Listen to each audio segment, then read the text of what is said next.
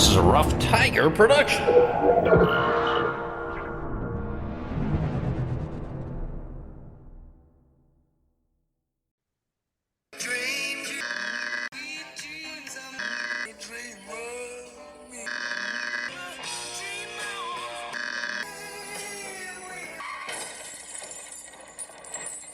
And you, and you, and you, and you were there. Some of it wasn't very nice, but most of it was beautiful. And we're back. Hello, Bryan. Hello, everybody out there. Hey there, how are you doing? Doing all right. Welcome to Dream Idiots. Bryan, this is Dream Idiots, in case you didn't know. Oh, God. Each I week, thought this was my doctor's appointment. that explains a lot of things going on your side of the Zoom meeting.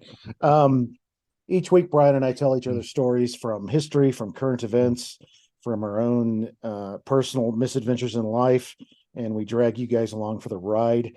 Thanks so much for the emails, the ratings, the reviews. We appreciate those as we move forward with our dream editing. all of those things. All of Yes. the above. Yeah, absolutely. Yeah. If you want to listen to us, well, obviously you already are listening to us, but if you want to like and share and subscribe, do those things, you can go to dreamidiots.com and see our merchandise. And please, if you don't mind, on whatever platform you're listening on, Spotify or Apple Podcasts or whatever, give us 5 stars. It helps us out. It helps us climb the ranks. We really appreciate doing all those things. And special thanks this week to friend of the podcast, Byron Glickfeld, who gave us our little this is a Rough Tiger production introduction there that you just heard. So thanks to him for his help. The legendary Byron Glickfeld. Mm-hmm. Yes, indeed. It is an odd episode, as most of them are, but it is an odd numbered episode, which means you get to go first, Bryan. This is odder than most. Yes. So obviously, I know we started last week. This is one of the few situations where I actually know what you're talking about because you're doing a longer series on the American Indian movement.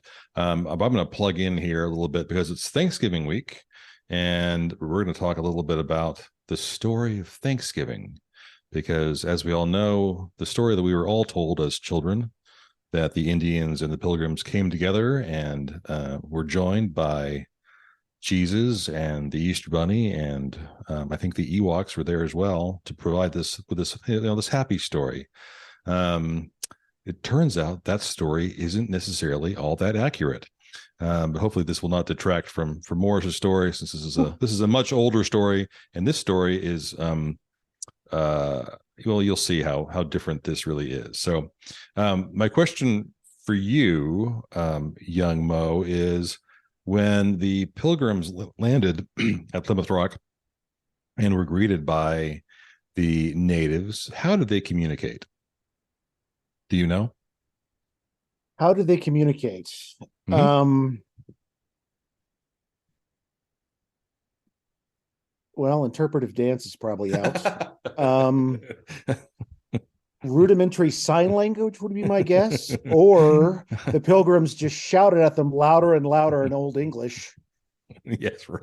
One of those two things. I'm not sure. They had a dance revolution. They had a dance off. No, okay. So you don't know. So we will come to that. But their method of communication, I think, will surprise you. But we'll come to that a little bit later on in our story. So we're going to talk a little bit. That's where the hokey pokey came from. Uh-huh. So we're going to talk about a man named Squanto. Squanto is probably a name you have heard of before, because like some of the native names from North American lore, Sacagawea and Pocahontas, these are some of the names that we kind of hear, but a lot of us may not necessarily know the backstory or know the full story of who these people really were.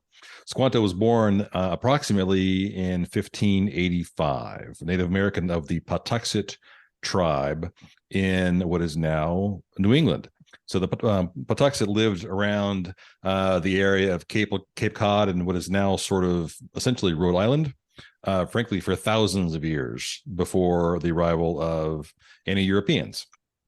Their main villages were tended to be somewhat inland, but they would keep and maintain sort of seasonal settlements along the coast. And it's right around 1605 when European merchants start coming through this part of the world. And of course, what happened then was that these these Europeans brought with them diseases for which the natives had no immunity, and so it didn't go well. In 1614, a guy named Captain John Smith arrived in the area, mapped out a large portion of this region. He was joined on this trip by a man named Thomas Hunt. Smith had a lot of experience with the natives in North America in general. He spent a bunch of time in Virginia near the colony of Jamestown. He was there from 1607 to 1609. Had a good relationship with the Powhatan tribe in Virginia.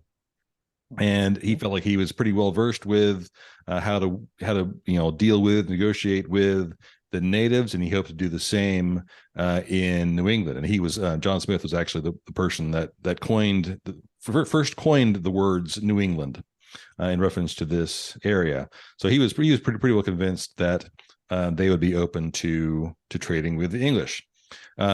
Smith's efforts in Virginia were fairly handsomely rewarded. And after initial sort of scouting efforts and things in New England, he packed up and headed back to England, to make a report and to take back his booty from the trip. He left Hunt behind, and Hunt, because all stories from history, as I've said before in this podcast, all stories from history are really just the stories of racism. Hunt decided to enrich himself further by doing a little bit of light slavery, like you do.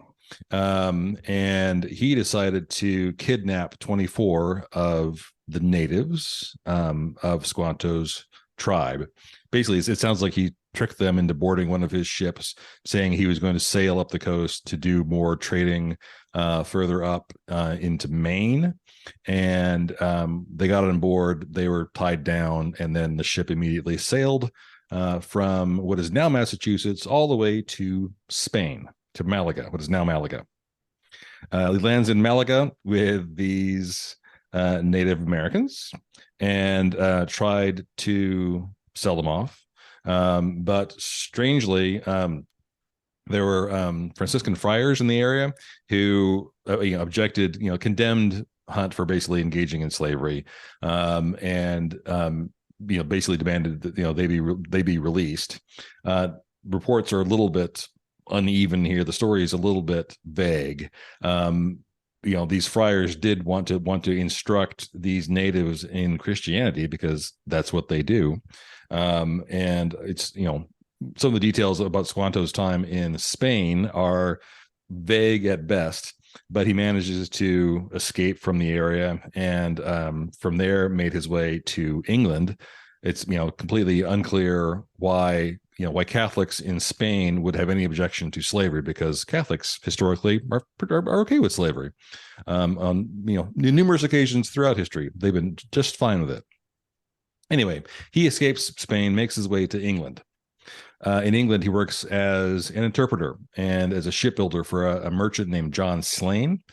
Slane builds ships for the various investment companies and these firms that are trying to make money off from trade in India and now in North America as well. While he's in England, he is at least acquainted with, has a passing, he's known somehow by John Smith, that merchant that had left those months before, mentions him in his writings later on. Squanto apparently also at some point may have met Pocahontas in England, which is kind of insane because Pocahontas, in the notes, it said she was on a public relations tour. Like, I'm sorry, what? I need to investigate the story of Pocahontas more. But apparently Squanto may have met her in England. 1619 rolls around. Squanto is hired by a man named Thomas Dermer, who's a ship captain. Squanto is hired to be an interpreter, and Dermer is headed to Newfoundland. So Squanto's headed back to North America to establish trade with Captain Dermer. They reach Newfoundland. Initially, things are not going well. Squanto convinces Dermer that they should sail further south. It's probably pretty clear that Squanto's motivation is he wants to get back home. But nevertheless, Dermer is convinced to keep going. Squanto says to him, go down the area in New England. We're going to find friendly natives there that are eager to trade, and it'll go quite well. They arrive in this area again, and Squanto discovers that his entire village has been wiped out by disease, and he is, or at least believes that he is the last of his tribe. It turns out later on that he's not actually the last. Some of them later on, it was found out that they had left, and they went to go live with part of the Wampanoag Confederacy. Nevertheless, he was convinced he was the very last of the Patuxet tribe. The natives that they did encounter were the Nauset tribe, the Massachusetts tribe, and these tribes were not friendly. Kidnapping natives for slavery had happened. The natives were not terribly trusting, and rightly so. They'd gotten poor treatment from other Europeans, and of course there was the constant problem, whether intentional or not, of European diseases coming through and just wiping out tons of these natives because they had no natural immunity to smallpox, etc. Right? It's the old story. Go ahead. And that so there's some dickhead down the line was like, "Hey man, are you guys named after our colony? We got a colony called Massachusetts. You guys stealing our name?" Right. Which came first, right? Dickheads. Anyway, sorry, you were saying. So, these tribes are not friendly, not a huge fan of these Europeans being there. So Dermer gets attacked. In the notes, it says he receives 14 wounds. I presume these are arrow wounds, but I'm not certain of that. But he survives this initial attack, manages to get back on one of his boats, and they sail south. He makes it all the way to Jamestown. So he makes it all the way back down to Virginia, where he had been before. But he dies. He basically dies upon arrival in Jamestown. Squanto, however, stays behind in New England. He's convinced that he is the last of his tribe. So he goes and winds up living among the Pakanoket tribe, and the leader of this tribe is Chief Massasoit. And it's again a little bit unclear what Squanto's role is here or how he's being perceived. It's possible he's just an outright prisoner. They don't trust him because he's, they associate him with this European that came and brought disease and brought and was not not worthy of being not worthy of their trust. But it's also clear that Squanto can communicate with them, and they do rely, at least on some level, with trading with trade with pilgrims, settlers a little bit. And so it's a little, it's thought that Massasoit may want to hold on to him because he may be useful in some form or fashion later on, but it's a little bit unclear what Squanto's role is at this time. So the settlers at Plymouth Colony, they don't arrive until November of 1620. And as is always the case when your Europeans arrive anywhere, they're not subtle. And I'm sure they made themselves known very, very, very quickly, right? And so they land on the beach and they start setting up their life. And the Massasoits, Chief Massasoit's tribe obviously knows that they're there. Probably knew that they were there the first day they freaking arrived, right? Because they're loud and boisterous and making themselves known, but they do nothing to engage them. They don't make their presence known at all. The natives just kind of lay in wait and watch these Europeans without the Europeans knowledge whatsoever. And so can you imagine how bad they smelled coming off that boat? They might have smelled them before they heard them. It's like, what is that funk? Is that septicemia? Is that gangrene? What is that? Is that scurvy? I'm sure it was just awful. So they, they lay in wait and they watch these, these strange people and try to figure out what it is they intend to do. What they, are they staying for long? What is their intent? And then, natives realize, okay, we're seeing women and children here, and they're building structures and going down and washing clothes at the shore. And so it's pretty clear these folks are friggin' staying. So they arrive in November 1620. The pilgrims, these settlers, stay through that winter, not knowing that they're being watched, basically the whole time. Squanto and this whole tribe they're keeping tabs on them, but they're not engaging.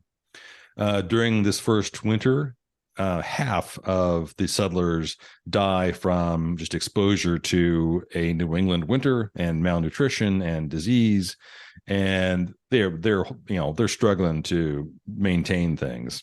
And then finally, it's not until the spring when Massasoit decides, okay, I'm gonna send someone there to find out what these folks' intentions really is. I mean, it's clear that they're not going anywhere, and so we need to find out what the deal is.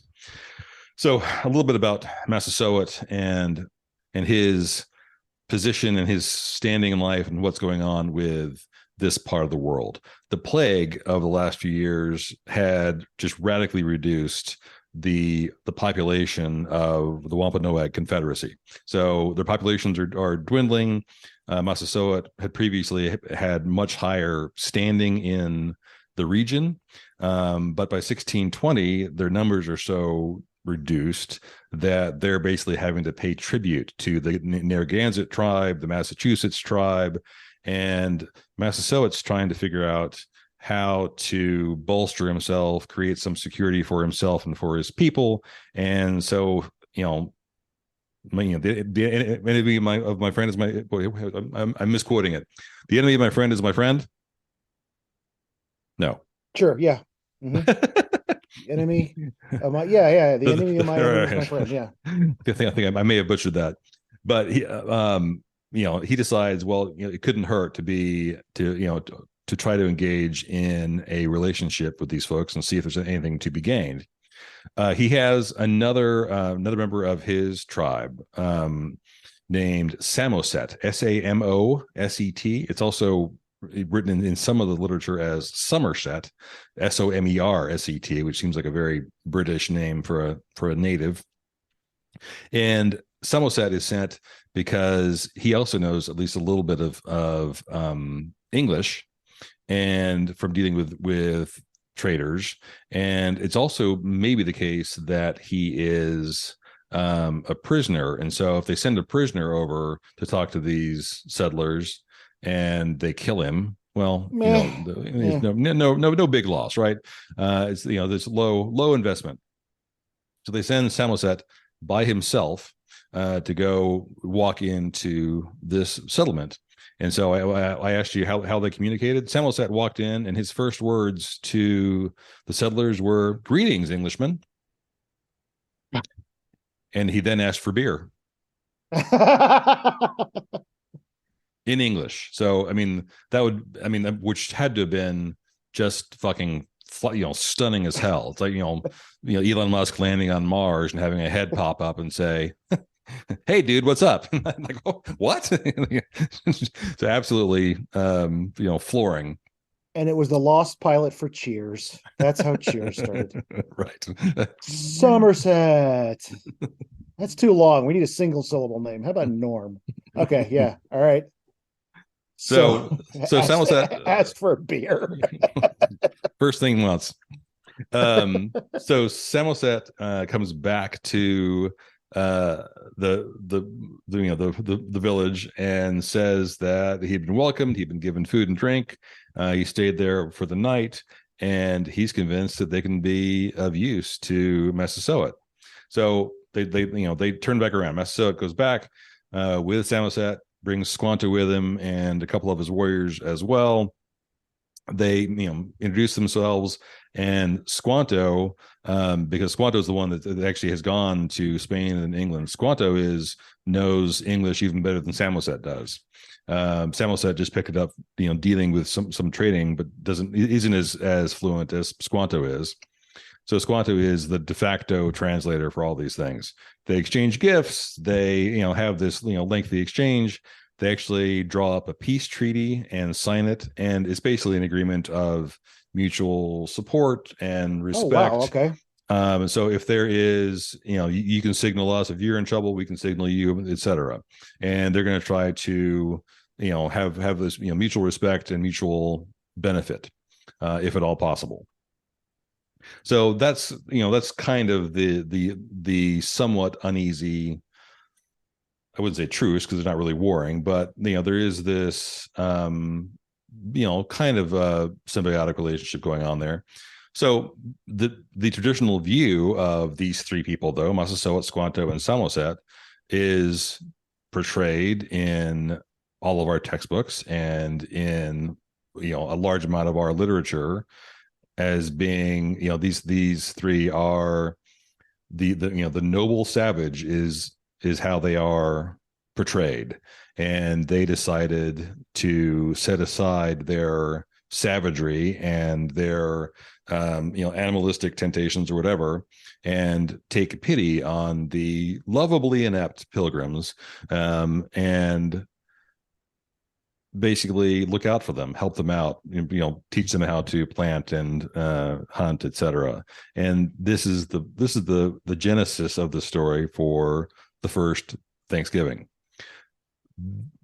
The underlying reality of this story, however, is that it is, all three of these people on the native side had their own motives. I mean, these are obviously folks that are much more complex. They have their own agendas. There is sort of this political scheming going on, and it has nothing at all to do with this basic empathy or concern for for these Europeans who they know are have been responsible for for death and destruction in the past, but they are now, Massasoit especially is being pushed into a situation where he has to engage in a relationship that otherwise he would be happy to view with hostility.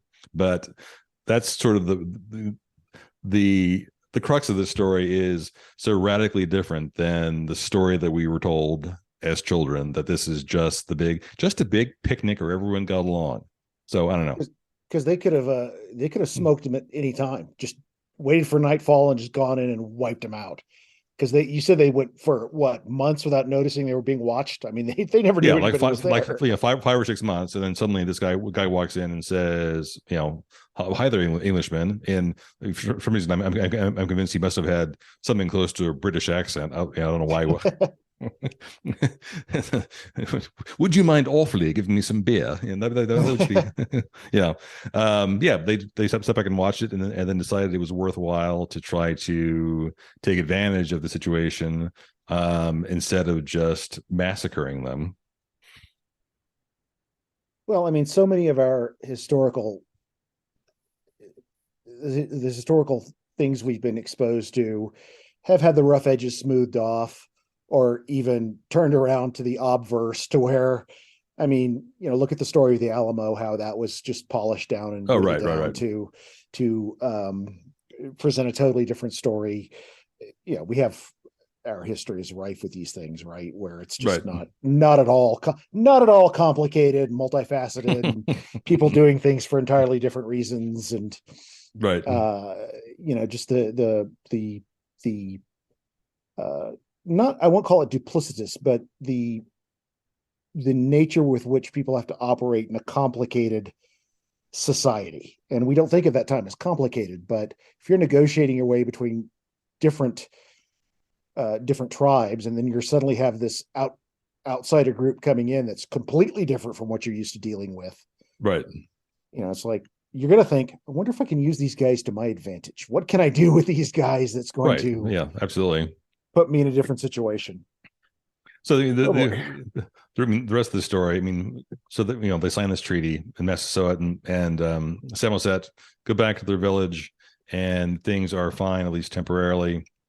Squanto is left behind and spends most of his time living with the Pilgrims, teaches them how to farm, hunt, etc., and serves as their interpreter. And Squanto is essentially indispensable to the colony in numerous respects.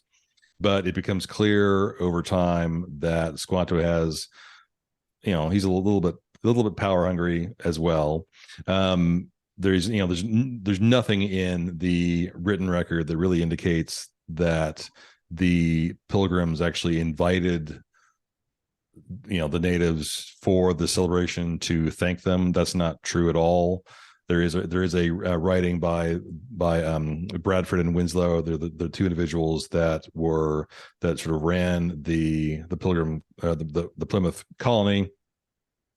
And Bradford writes, our harvest being gotten in, our governor sent 4 men on fowling so that we might, after a special manner, rejoice together. After we had gathered the fruit of our labors, they 4 in one day killed as many fowl as, with little help beside, served the company almost a week. At which time, amongst other recreations, we exercised our arms, many of the Indians coming amongst us, and among the rest was their greatest king, Massasoit, with some 90 men, whom for 3 days we entertained and feasted, and they went out and killed 5 deer, which they brought to the plantation and bestowed upon our governor and upon the captain. The captain is Miles Standish, and others. So there is a celebration. When they reach that spring, they're pretty happy with themselves because there are foodstuffs. They are trending upwards, but these two communities are 40 miles apart. They're dealing with each other all the time, and they were celebrating because in that quote, they're firing off their weapons in celebration. Massasoit hurries there because he hears the weapons go off and thinks that they are in trouble, so that's why he arrives. And he's trying to honor their agreement. So Massasoit also has his sort of right hand man is a native called Habamak. And Habamak had also spent most of his time, although he didn't speak English, living with the colonists. Over time, both Massasoit and Habamak grew to sort of distrust Squanto because they began to sense over time, or began to think anyway, that Squanto wasn't interpreting things completely accurately or honestly. And it turns out that Squanto is definitely pursuing his own interests, and he's trying to undermine Massasoit because he wants to take his place. So at one point, Squanto tells fellow natives that the colonists had the plague stored in barrels underneath their homes and would release it upon them at will. But Habamak does some investigating and talks to the Pilgrims, realizes no, those barrels are just full of foodstuffs, realizes that Squanto is lying. And then in early summer of 1622, colonists are told that Massachusetts tribe are planning an attack. And I won't get into details of this. It basically turns out that after going back and forth, Squanto is basically playing both sides, and trying to encourage conflict between them. And when it's finally revealed that this is in fact the case, neither side really trusts Squanto going forward, and Massasoit basically demands that the Pilgrims give Squanto over to him because Massasoit wants to execute him for his Good Lord. behavior. But Standish and the Pilgrims say, well, no, we're not going to do that. They keep him. I mean, Squanto lives the rest of his very, very short life still with the Pilgrims and not with his own people, but is convinced he's going to die young. And later that year in 1622, perhaps he was poisoned. It's sort of unclear, what happens. But with the Pilgrims, he gets sick, and Bradford stays by his side, and prays to the Christian gods for him, and he apparently dies of quote Indian fever unquote, whatever the hell that is. But Squanto died among all the white people. Wow. The story of Thanksgiving. Well, it's also something that you did mention, but this is also in regards to Squanto and Hamerick. Is that his name? Yeah. that's where face palms and eye rolls came from, watching all the white people do stupid shit, right? Oh my God. That's not how you catch a fish, you dumbass. Don't shit in the same stream you're drinking from. What are you doing? Right. All right. Happy Thanksgiving, everybody. Thank you, Bryan. That was Yeah. I knew nothing of that. I mean, I knew the name Squanto, but I knew nothing of that Right. particular story regarding him. It- Kind of a it- in-between it- guy. if you like other stories that have been whitewashed, there's a guy in Texas named David Barton who runs a group called the Wall Builders. David Barton is the guy who runs the I think it's the Christian Science Evolution Museum, who basically he whitewashes every story and makes it a good Jesus story. And so they published books on why Christopher Columbus was a good Christian and why Thomas Jefferson didn't really fuck his slaves, but if he did fuck his slave, it's not a big deal. And then they also pushed the intelligent design stuff. And it's those folks that like to further this agenda of white Christianity is just hunky dory, and we should all embrace it. So the real story is much more interesting. And this seems like a good place to let a curse word go out. We have a curse word of the week. We do indeed. It's time for the Dream Idiots curse word of the week. The curse word of the week this week is one of my favorite curse words, I think, of all time. And it is the word pillock, Pillock. Pillock. Pillock. This word came up just the other day. Mm-hmm. And is it related to the penis, Bryan? Would I do that? Would you? You might. Man, where did I read it or see? I can't remember. I'm Okay. drawing a blank. Yeah. So it's a from the UK, mildly derogatory slang. Current usage, basically a stupid or annoying person, a simpleton, a fool, an idiot. If this program was done in the UK, it could be dream pillocks or fantasy pillocks or something. But it's 16th century, originally meaning penis, probably from pillicock. Probably from pillicock. And it's also close, at least in the 16th century, would have been essentially the same as the term dickhead. Oh, okay. So I was not okay. All right. You weren't wrong. Now I'm just hearing their song Dreamweaver, but with Dream Penis instead. Gary Wright with like a K-Tel compilation, or Casey Kasem. Now it's time for Dream Penis. So let's thank you, Bryan, for that, and thank you, Malice, for the curse word of the week. Let's go from the ridiculous to the very serious. Back to the serious. As you mentioned, Bryan, I'm in the midst of AIM, and unlike the original the 2-parter and the 3-parter I did, I wasn't sure where this was going to go as I was researching it, and this is actually going to end up being, I think, a 4-parter. So this is part 2 of the American Indian movement. And last episode, and if you're one of this, for listeners, if you're one of those people who doesn't mind listening to things out of order, knock yourself out.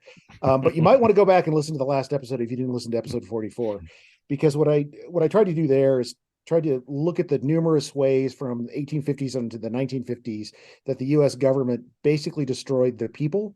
And that's the term I'm using, the overarching term I'm using to describe indigenous people of North America, the people's way of life through their religion, their land use, the social organization, and institute a series of conditions which made the old ways that they used to know impossible. And we did cover roughly a century's worth of what I call fuckery on the part of the U.S. government and how it affected the people. So what I'd like to do for this one is I would like to look at some personal narratives that were happening roughly in the 1950s where we left off, and do this before we continue into the 1960s and 1970s. We last left the lands of the people being taken from them for the purposes of uranium and coal mining, specifically in Montana, Wyoming, and the Dakotas. All of this was related to the termination program. And remember, that's not literal termination, but that's killing the people's way of life and acculturate them to the white world, taking away, again, the religion, the language, and the land. Dennis Banks, born April 12th, 1937. He'll crop up a few more times in the next couple of episodes. This is from a personal account from Dennis Banks from his book called Ojibwe Warrior. Ojibwe Warrior, Dennis Banks. There is one dark day in the lives of all Indian children, the day when they are forcibly taken from those who speak their language. They are dragged, some screaming and weeping, others in silent terror, to a boarding school where they are to be remade into white kids. It happened to me in 1942. He was 5 years old. I was young and did not know what was in store for me. An agent from the Bureau of Indian Affairs, a large-bellied man smelling of cheap cigars and beer, came into our home yelling, "Where are those kids who'll be going?" White men were herding kids toward the agency building. In front of it, a big yellow bus waited to carry us away. Banks ended up in Pipestone, Minnesota, 200 miles from his home. The first night, he was separated from his sister, who was sent to live in the girls' housing area, and then he was separated from his older brother, who lived in this section for the older boys, the teenage boys. He continues, "They lined us up, put us in barber chairs, and dusted us all over with DDT. They rubbed lots of it in our hair. I suppose it was to kill lice. We didn't have any lice, but they assumed we did. They shaved our heads down to the skin. I had worn long hair down to my shoulders. I felt uncomfortably naked without it. They issued each of us a government khaki uniform and stiff black shoes, which immediately started to chafe above my ankles and soon rubbed me raw. I remember the years of Pipestone as the years of blistered feet." Dennis Banks would go on to be one of the co-founders of AIM in 1968 in Minneapolis, Minnesota. I next turn to Leonard Peltier, born September 12th, 1944, so he's about 7 years younger than Dennis Banks. He was taken in 1953 at the age of 8 or 9 to Wahpeton, North Dakota, for boarding school, and he has similar memories. He says, "We were beaten if we were caught speaking our own language. Still, we did. We'd sneak out behind the buildings the way kids today sneak out to smoke behind the school, and we'd talk Indian to each other. I guess that's where I first became a, quote, hardened criminal, as the FBI calls me. And you could say that that first infraction was speaking my own language. There's an act of violence for you." He also experienced the concept of termination I was talking about as a teenager in the waning days of the Eisenhower administration. Quoting again from Peltier, "Termination and relocation. I can think of few words more sinister in the English language, at least for Indian people. I guess the Jews of Europe must have felt that way about Nazi words like final solution and resettlement in the East. To us, those words were an assault on our very existence as a people, an attempt to eradicate us. We were given two choices, either relocate or starve. We pleaded with the government to let us stay on our land and to create some employment on the reservation, as they had promised to do, but that was all in vain. The ones we went to for help, the Bureau of Indian Affairs, were the last ones, it seemed, with any intention of helping. It's no accident that the BIA started off back in the 1800s as part of the Department of War. They're still waging war on us today." Leonard Peltier was arrested by the BAA as he left a secluded area after watching a Sundance. This is a ritual I mentioned last time. It involves the piercing of the skin. It was made illegal, I believe, in 1881 or so. And he was watching this from a distance with some friends, and he was arrested. And for just kind of being in the area. So he was falsely accused of being drunk at the scene, and he spent the night in the jail for the crime of, quote, simply being who I was, an Indian.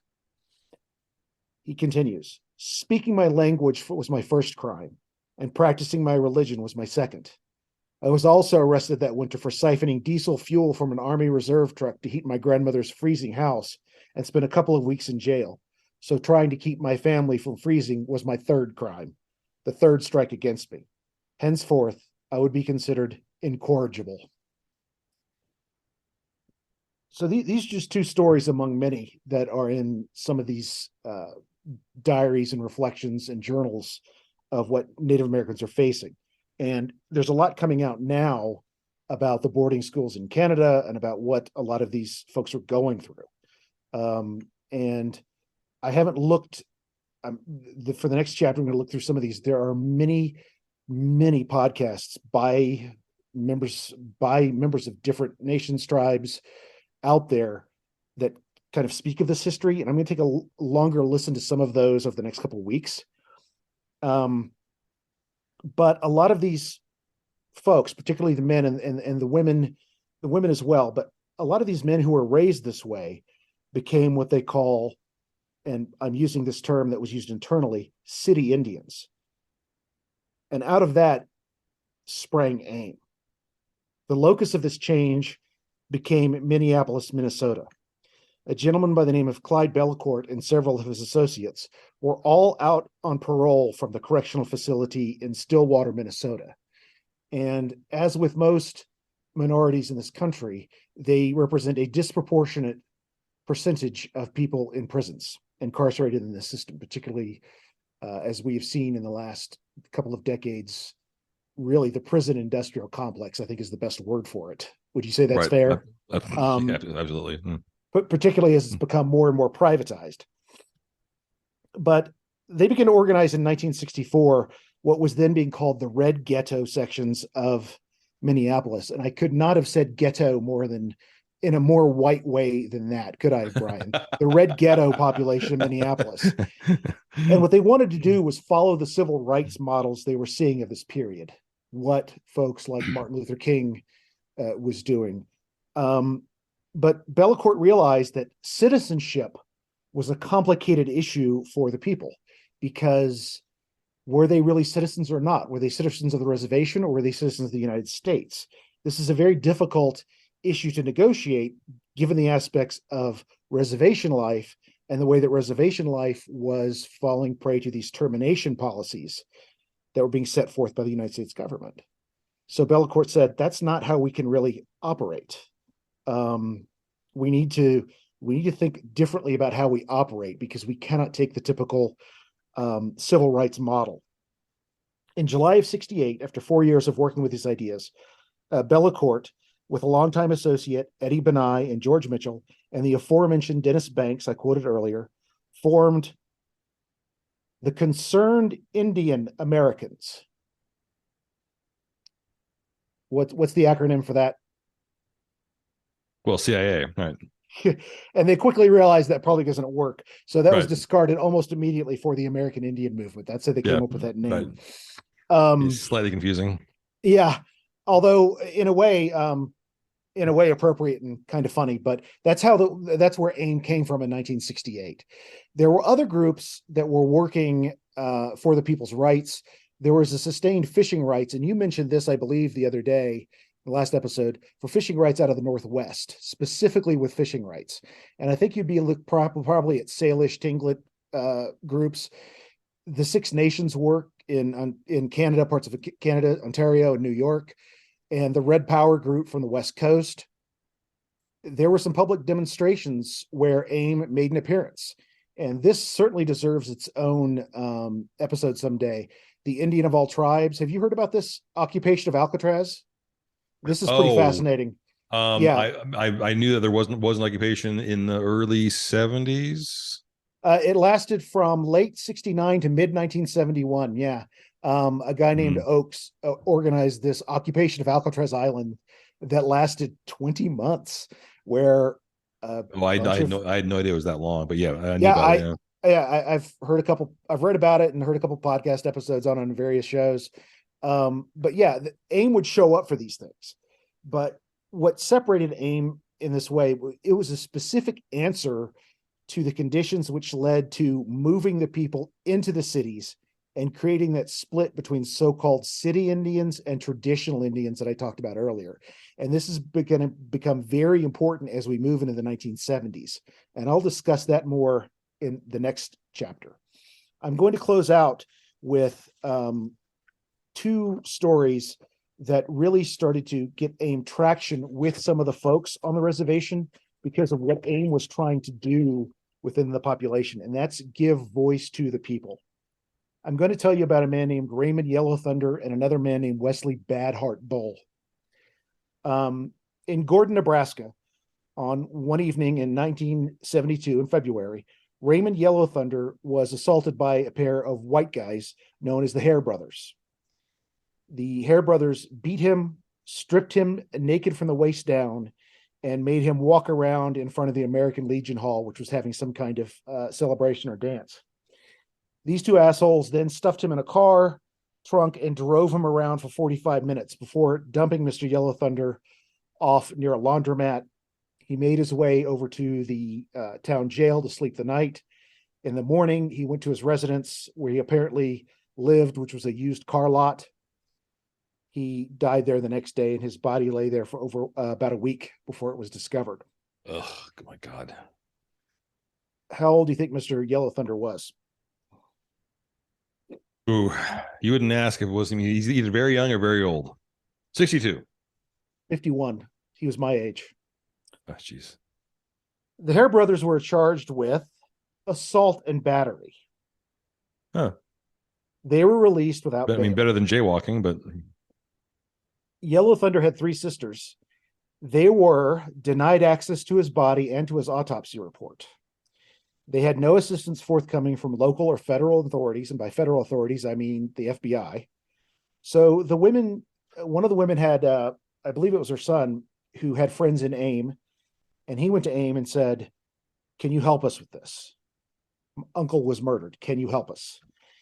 Within a day, members of AIM had 200-car caravan proceeding from Pine Ridge, South Dakota, to Gordon, Nebraska in protest. What they got was a second autopsy, charges upgraded to manslaughter, which still probably wasn't enough, but it was probably the best they could get. right.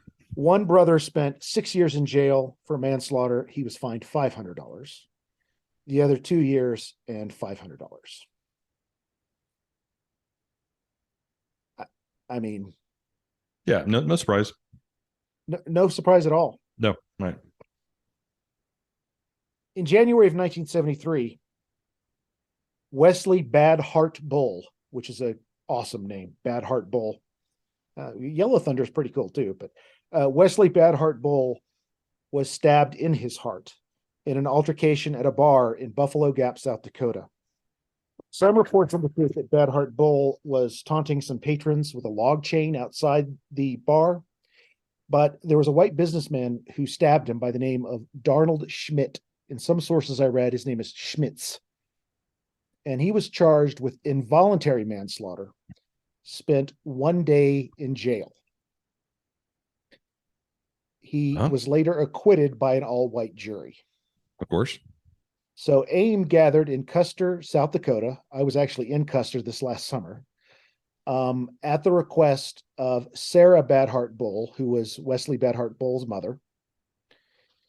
And AIM showed up to protest the lack of investigation, the lack of support, the overall just absolute disregard for Wesley Badheart Bull's life. Sarah Badheart Bull was told that only AIM leadership could enter the courthouse. So Sarah Badheart Bull tried to enter anyway. She was detained, stopped, and then beaten by police at the courthouse entrance. Right. Of course. The protest became a riot. Police cars were overturned, then burned. An abandoned building was burned down, and over 24 people were arrested. I believe all of them members of various tribes. Mm-hmm.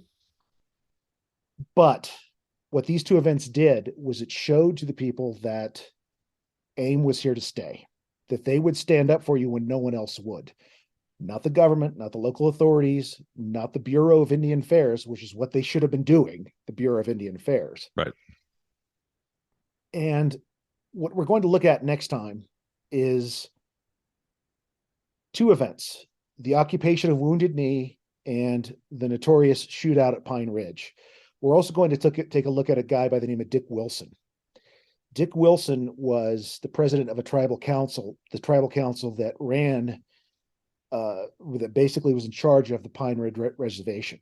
Now, what's interesting about this is that Dick Wilson was essentially what people would call a puppet of the Bureau of Indian Affairs. This is a guy who said, we don't have problems on the reservation because we solve them with bullets. I just finished an excellent documentary by Michael Apted for this piece called Incident at Ogallala. And in it, Apted claims that in the early 70s, the most dangerous city in America to live in was Detroit. Per capita, Pine Ridge Reservation was more dangerous than Detroit. It was one of the poorest places to live in the country, and it was one of the most dangerous.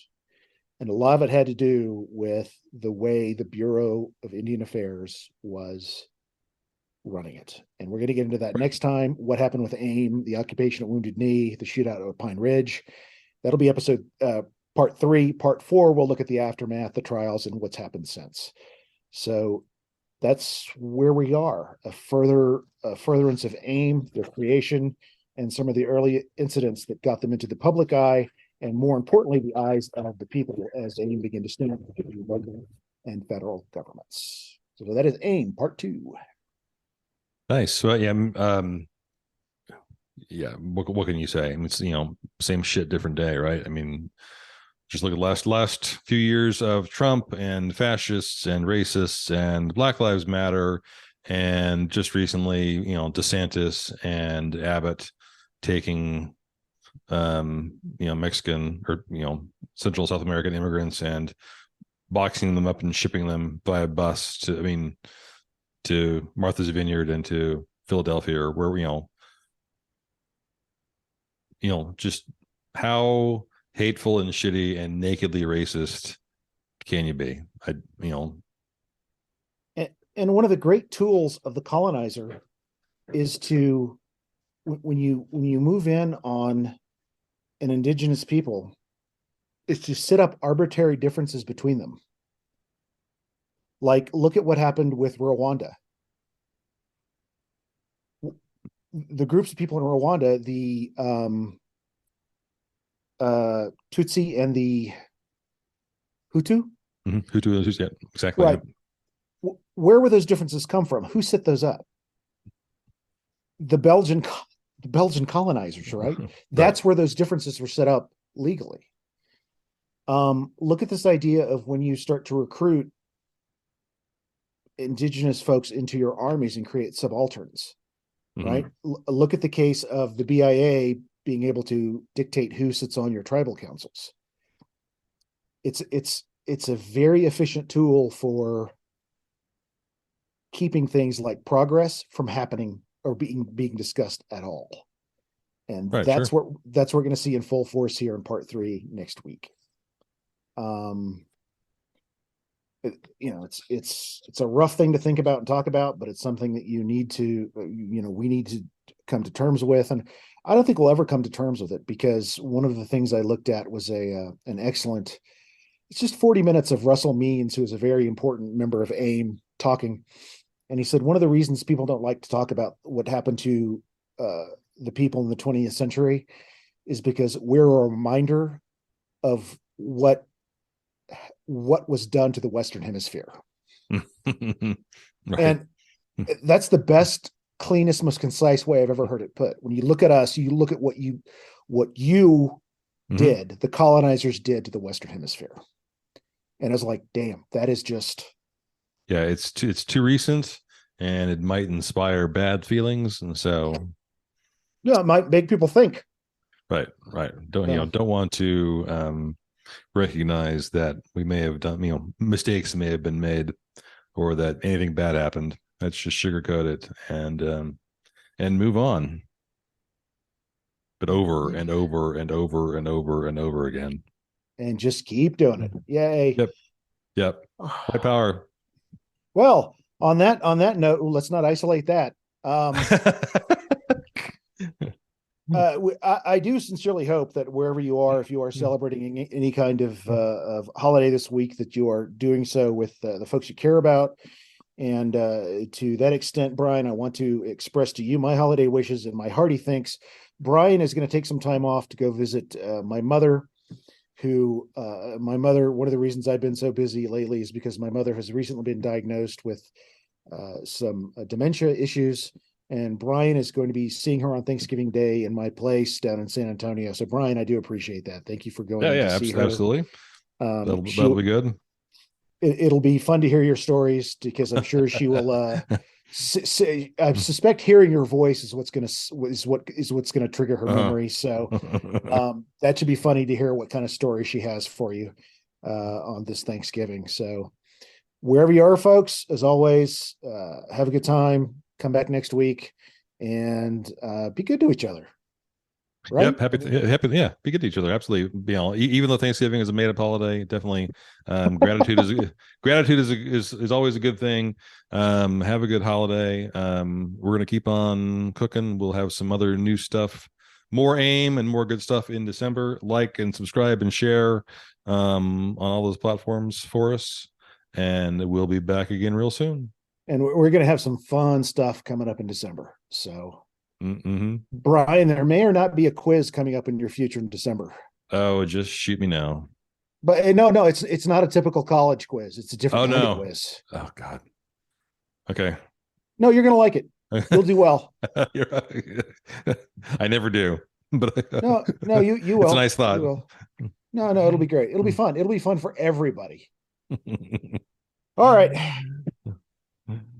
Everybody be good. Talk to y'all later. Bye, folks. Bye.